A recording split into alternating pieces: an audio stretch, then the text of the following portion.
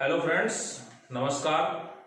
मैं आपका दोस्त धर्म सिंह आपके अपने यूट्यूब चैनल साइंस विद धर्म सिंह में आपका स्वागत है, हार्दिक अभिनंदन है। दोस्तों, पहले के वीडियो में हमने बात की थी पॉलीमर या बहुलक के बारे में, और उन वीडियो में हमने पढ़ा था कि बहुलक कितने प्रकार के होते हैं, क्लासिफिकेशन की बात की थी, और बहुलकों का निर्माण कितने प्रकार से होता है। तो क्लासिफिकेशन की अगर बात करें तो वहां हमने 6 भागों में बांटा था। और अगर हम बात करें कि बहुलक का निर्माण, जिस क्रिया को हम बहुलकीकरण कहते हैं, वह क्रिया कितने प्रकार की होती है, तो वो क्रिया 2 प्रकार की होती थी, जिसका हमने पढ़ा था। पहली जो प्रक्रिया थी उसको नाम दिया था योगात्मक अभिक्रिया, एडिशन पॉलीमराइजेशन, और दूसरा जो था उसको हमने नाम दिया था संघनन बहुलकीकरण, कंडेंसर पॉलीमराइजेशन। अभी इसके बाद हमने क्रिया और पढ़ी थी जिसको हमने नाम दिया था सह बहुलकीकरण, जो कि दोनों ही प्रकार से होता है। योगात्मक सह बहुलकीकरण भी होता है और संघनन सह बहुलकीकरण भी होता है। उनके एग्जाम्पल की बात हमने वहां की थी।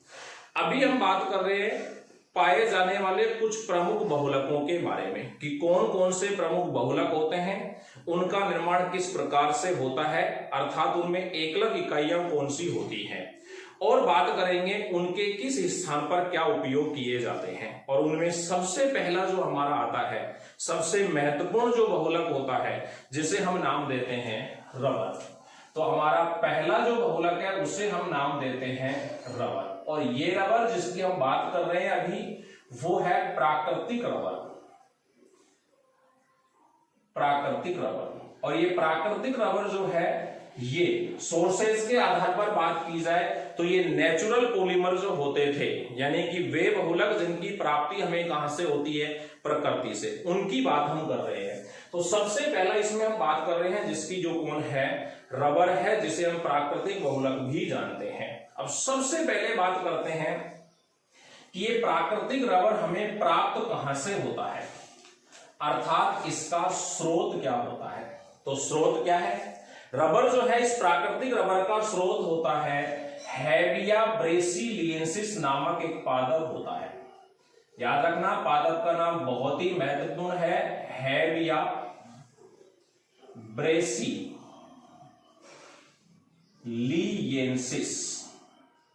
ध्यान से सुन लेना, इस नाम को, बहुत ही महत्वपूर्ण होता है।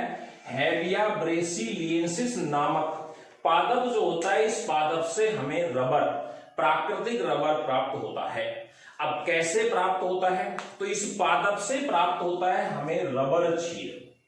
इस पादप से हमें क्या प्राप्त होता है, पादप से प्राप्त होता है रबर क्षीर, जिसे हम बोलते हैं लेटेक्स। जिसे क्या बोला जाता है, लेटेक्स बोला जाता है। और ये लेटेक्स जो होता है, ये बहुत ही महत्वपूर्ण सवाल है, ये रबर का जल में कोलाइड विलयन है। रबर का जल में कौन सा विलयन है, ये कोलाइड विलयन होता है।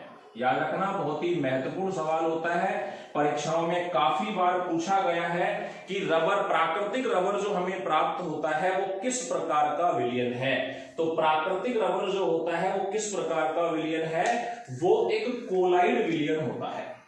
कौन सा विलयन होता है, कोलाइड विलयन। कोलाइड विलयन कैसे बनते हैं, कोई भी विलयन जो बनते हैं उनमें 2 चीजें होती हैं। एक जिसे घोला जाता है उसे हम बोलते हैं विलेय, एक जिसमें घोला जाता है उसे बोलते हैं विलायक। आप ये भी कह सकते हो जिसकी कम मात्रा होती है वो कहलाता है विलेय, जिसकी अधिक मात्रा होती है वो कहलाता है विलायक, और इन दोनों के मिलने से बनता है विलयन। कोलाइड विलयन की बात करें तो कोलाइड विलयन में 2 चीजें होती हैं। एक होती है परिक्षिप्त प्रावस्था।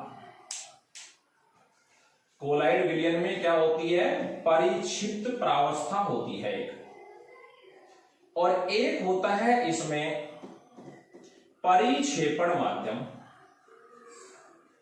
एक क्या होता है इसमें, एक होता है परिक्षेपण माध्यम। 2 चीजें होती है कोलाइड विलयन में, एक परिक्षिप्त अवस्था और एक होता है परिक्षेपण माध्यम। ये 2 चीजें इसके अंतर्गत पाई जाती है। उसके पश्चात बात की जाए तो अब यहां परिक्षिप्त प्रावस्था का मतलब क्या है, परिक्षिप्त प्रावस्था का मतलब है जिसको घोला जाता है, और परिक्षेपण का माध्यम जिसमें घोला जाता है। तो यहाँ परिक्षिप्त प्रावस्था जो है वो तो कौन होता है, रबर। बहुत इंपॉर्टेंट चीज है, ध्यान रखना। परिक्षिप्त प्रावस्था के रूप में कौन होता है, रबर, और परिक्षेपण माध्यम के रूप में कौन होता है, जल। तो किसका कोलाइड विलयन हुआ? तो सबसे पहली बात कि प्राकृतिक रबर जो है वो किस प्रकार का विलयन है, तो वो कैसा विलयन है, वो एक कोलाइड विलयन है। किसका कोलाइड विलयन है, रबर का जल में कोलाइड विलयन है। कोलाइड विलयन का निर्माण दो चीजों से या दो भागों से होता है, परिक्षिप्त प्रावस्था और परिक्षेपण माध्यम। जिसकी मात्रा कम होती है वो परिक्षिप्त प्रावस्था, जिसकी मात्रा ज्यादा होती है वो परिक्षेपण माध्यम। यानी कि यहाँ रबर को किसमें घोला हुआ है, जल के अंतर्गत घोला जाता है। अब हम इसे प्राप्त कैसे करते हैं, तो इसे प्राप्त कैसे करते हैं, तो बात करते हैं इसकी विधि की, कि इसे प्राप्त कैसे किया जाता है। और इसे प्राप्त कैसे किया जाता है, सबसे पहले रबर का जो ये पौधा है हेविया ब्रेसिलियंसिस, इसके अंतर्गत चीरा लगाया जाता है। पौधे में क्या करते हैं, चीरा लगाते हैं। पौधे में चीरा लगाएंगे तो पौधे से हमें प्राप्त होता है दूध जैसा पदार्थ, जिसको हम नाम देते हैं क्षीर। यानी कि सर्वप्रथम हेविया ब्रेसिलियंसिस नामक जो पादप है, जिसे आप रबर का पादप भी कहते हो, इस पादप में हम एक चीरा लगाते हैं, एक विशेष प्रकार का चीरा लगाते हैं, और चीरा लगाने से हमें क्या प्राप्त होता है, रबर क्षीर प्राप्त होता है। ठीक है, लेटेक्स प्राप्त होता है। अब ये क्षीर जब प्राप्त हो जाता है, तो क्षीर प्राप्त होने के पश्चात ये जो क्षीर प्राप्त हुआ, इसे हम जल से तनु करते हैं। क्या किया जाता है, इसे जल से डाइल्यूट किया जाता है। यानी कि रबर क्षीर जो प्राप्त हुआ, इसे हम क्या करते हैं, इसे हम जल से तनु करते हैं। और इतना तनु किया जाता है कि इसमें रबर की मात्रा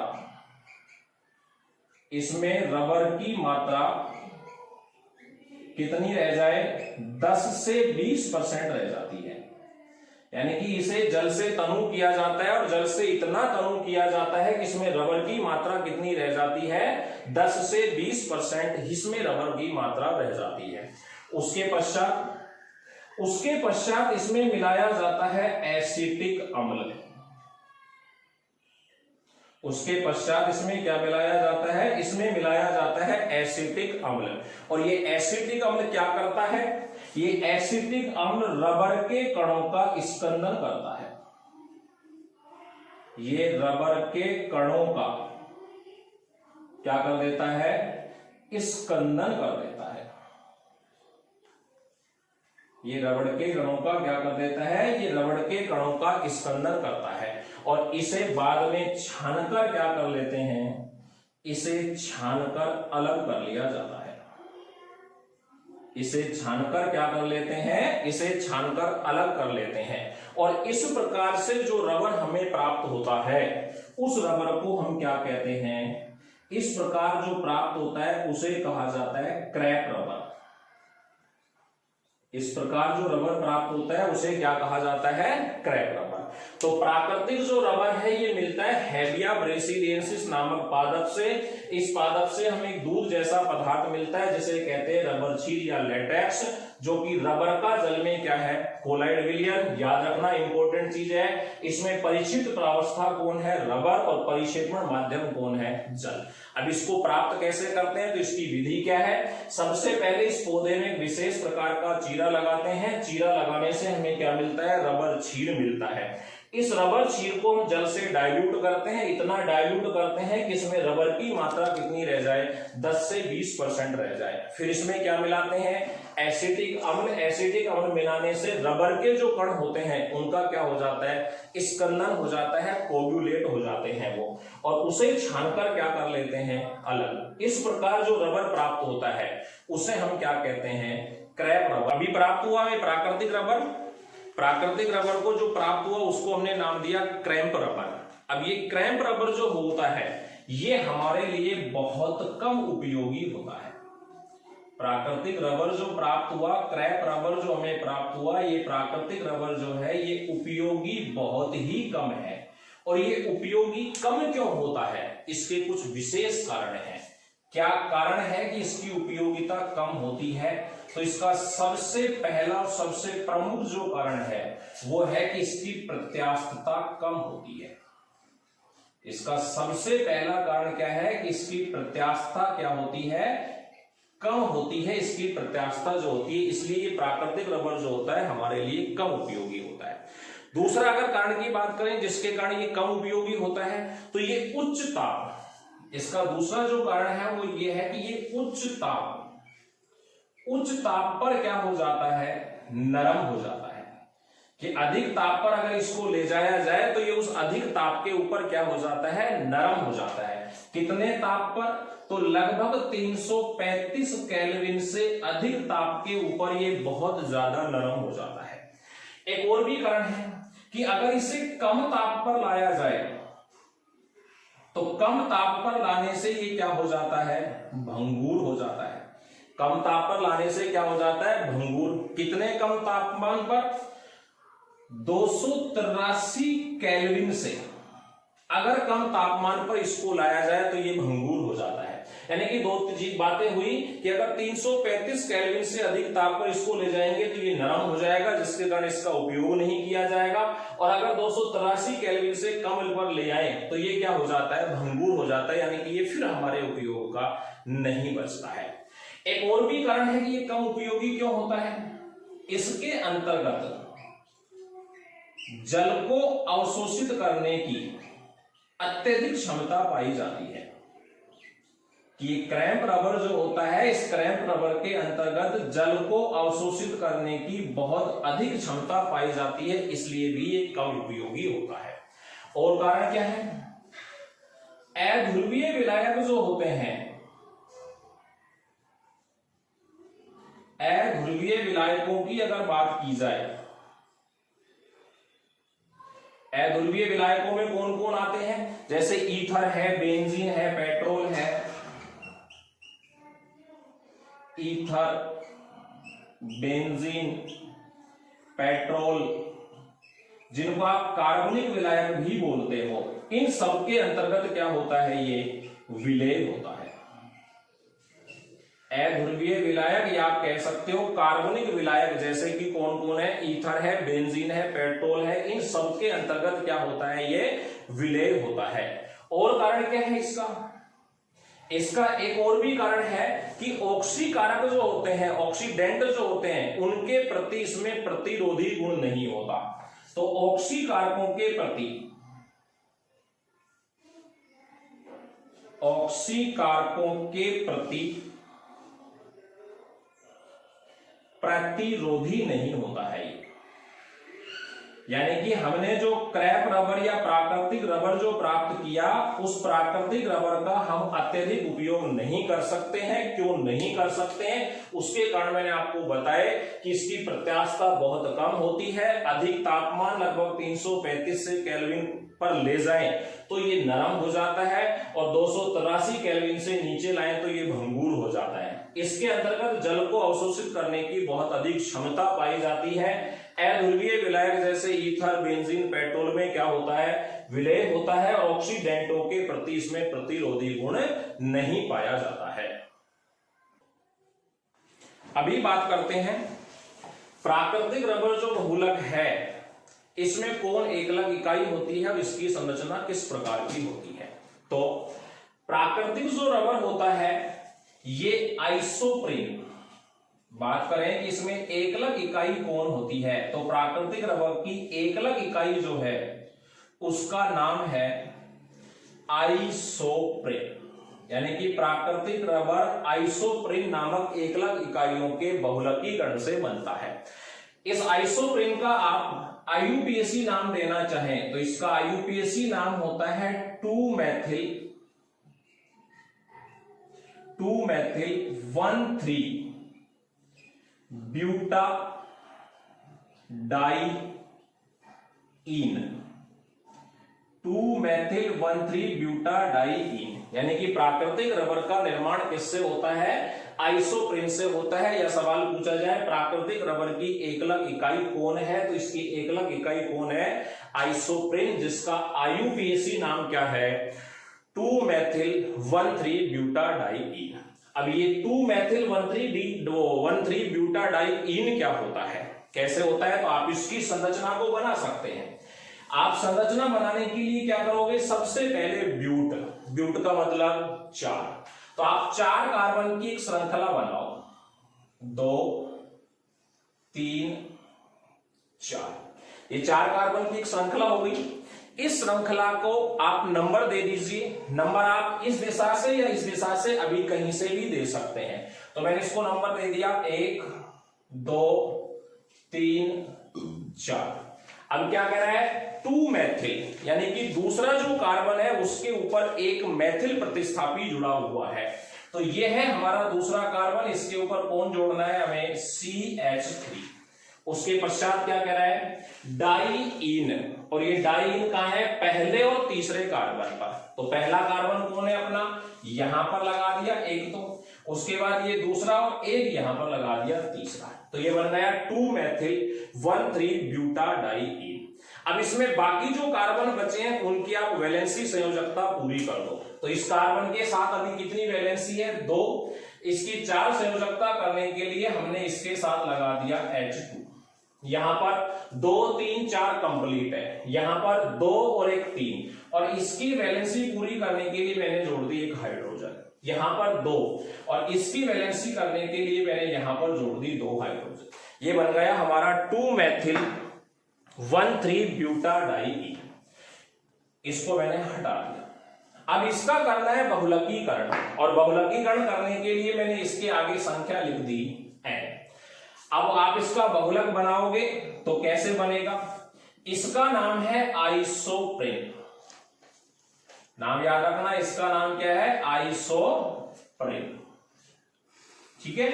अब इसका बहुलक बनाएंगे तो इसके जो डबल बॉन्ड है इनको आपको हटा देना है, और दोनों तरफ संयोजकता को चालू या श्रृंखला को खुला छोड़ देना है। ऐसा ही करते हैं सेम, यहां मैंने किया, श्रृंखला को चालू छोड़ दिया, CH2, डबल बॉन्ड को हटा दिया, बच गया क्या, C के साथ कौन है, CH3, उसके बाद फिर सिंगल बॉन्ड, यहां पर क्या है, उसके बाद फिर सिंगल बॉन्ड, यहां पर CH2, श्रृंखला को चालू छोड़ दिया दोनों दिशाओं के अंतर्गत, और लास्ट में क्या लिख दिया, N। अब इसके बाद आप एक बार देखो प्रत्येक कार्बन की 4 संयोजकता है या नहीं, तो कितनी हुई है, 2 और एक 3 और एक 4, 1 2 3, इसकी 1 2 3, तो यहां पर हमने लगा दिया डबल बॉन्ड, और उसके बाद 2 3 और एक 4, ये था आइसोप्रेन। अब क्या बन गया, पॉलीआइसोप्रेन, और इस पॉलीआइसोप्रेन को ही हम क्या कहते हैं, प्राकृतिक रबर। पॉलीआइसोप्रेन को ही क्या कहा जाता है, प्राकृतिक रबर। अब देखिए, ये जो प्राकृतिक रबर है इसके 2 रूप होते हैं, एक होता है इसका समपक्ष सिस रूप, और एक होता है इसका विपक्ष जिसको बोलते हैं ट्रांस रूप। समपक्ष रूप कैसे होता है इसका, तो यहां मैं इसके समपक्ष रूप की संरचना बना रहा हूं, समपक्ष या फिर जिसको बोलते हैं सिस, कैसे होगा वो देखिए आप। मैंने सबसे पहले लिया यहां CH2, उसके बाद यहां पर कार्बन है, उस कार्बन के साथ CH3, बीच में डबल बॉन्ड, उधर से देखते जाइए, ये C, यहां मैंने लिया CH2, और यहां पर H, इधर श्रृंखला चालू है। अब आप इसको सेम इसी पैटर्न में जोड़ते हुए चले जाओ, तो फिर यहां पे कौन आ गया, CH2, यहां पे CH3, C डबल बॉन्ड, फिर C, ऊपर CH2, नीचे H, उसके बाद फिर इसी क्रम में जोड़ते चले जाओ, CH2, यहां CH3, C double bond, C, इधर CH2, यहां H। इस प्रकार का जो प्राकृतिक रबर हमें प्राप्त होता है उसे हम नाम देते हैं समपक्ष पॉलीआइसोप्रेन, या फिर इसे कहा जाता है सिस आइसोप्रेन। इसका एक विपक्ष रूप भी होता है, और उस विपक्ष रूप को क्या बोलते हैं हम, ट्रांस। इसके विपक्ष रूप को क्या कहा जाता है, ट्रांस। लेकिन इसका एक नाम जो प्रतियोगी परीक्षाओं में पूछा जाता है बहुत ही इंपॉर्टेंट नाम है, याद रखना। इसे कहा जाता है गट्टा पार्चा। याद रखना, प्राकृतिक रबर पॉलीआइसोप्रीन के विपक्ष रूप को किस नाम से जाना जाता है? किस नाम से जाना जाता है? गट्टा। तो इसके विपक्ष रूप को बोलते हैं गट्टा पार्चा। और ये कैसे होता है विपक्ष रूप गट्टा पार्चा कैसे होता है वो देखिए आप। इसमें संरचना कैसे बनेगी? CH2 CH3 C double bond C।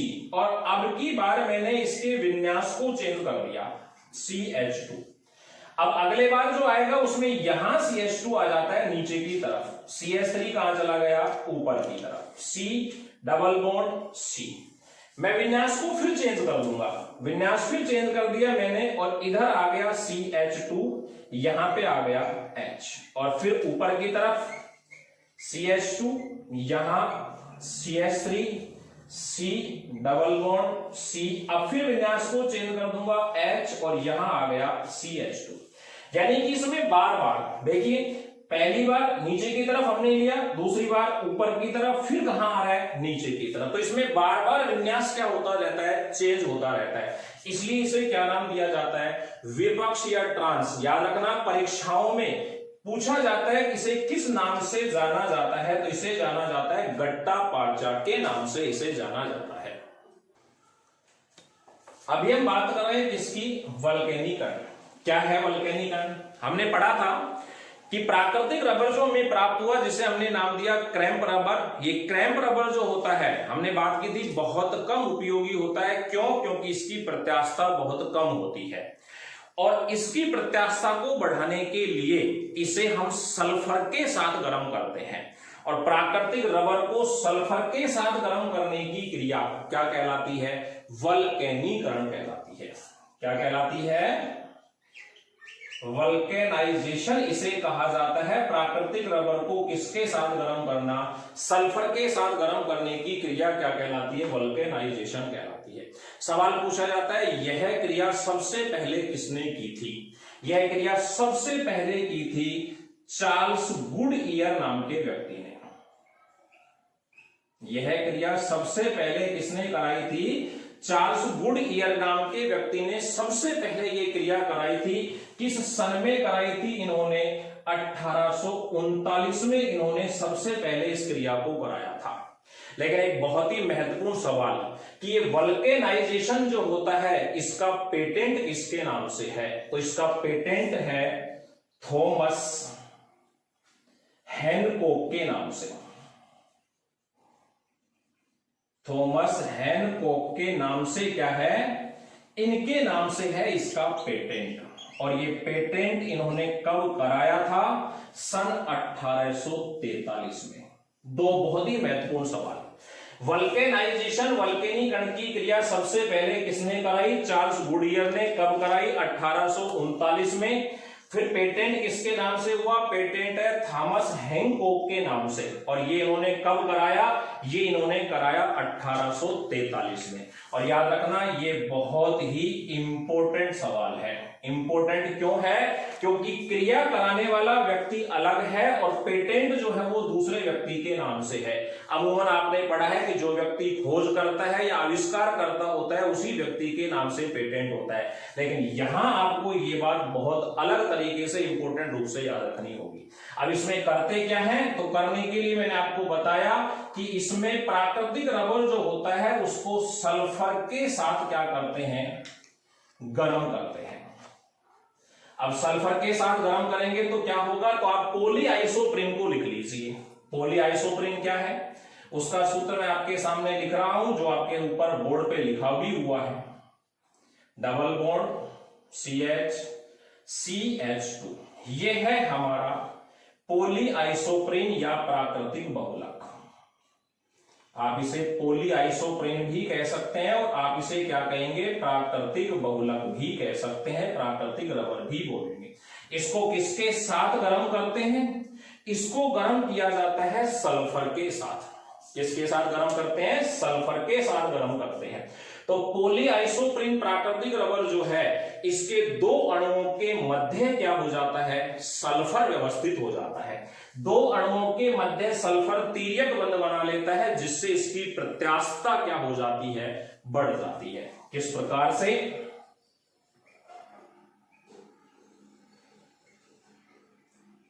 इस तरीके से ये इसके मध्य व्यवस्थित हो जाता है। इस प्रकार से हमारे दो पॉलीआइसोप्रीन इकाइयां हो गई।